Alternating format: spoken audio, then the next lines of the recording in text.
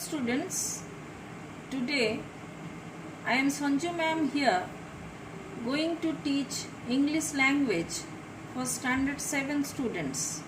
The first chapter is the sentence and subject and predicate. First we are going to deal with the sentence and its kinds.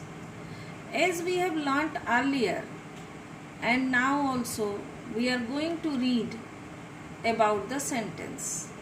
A sentence is a group of words which makes a complete sense. For example, Ram is a good boy.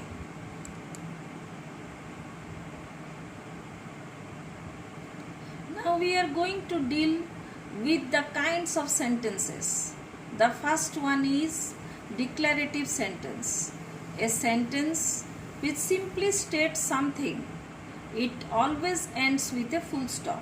For example, the woman bought potatoes. Radha is a good girl. In both these sentences, you can see it ends with a full stop. The second one is imperative sentence. A sentence which gives an order or makes a request or a demand or sometimes also gives an advice is called an imperative sentence. It always ends with a full stop. For example, sit down ends with a full stop. Please speak softly. It's a request and it also ends with a full stop. The next kind of sentence is an interrogative sentence. A sentence which asks question is called an interrogative sentence. It always ends with a question mark.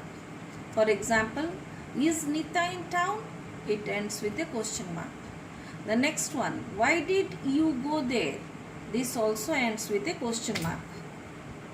The next type of sentence is exclamatory sentence. A sentence which expresses a strong feeling or surprise is called an exclamatory sentence. An exclamation mark is many times used at the end of the sentence.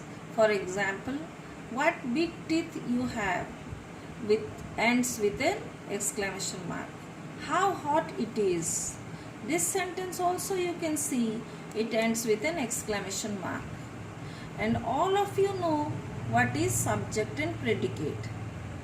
But still, again we are going to deal with subject and predicate today. For example, the horse ran around the field.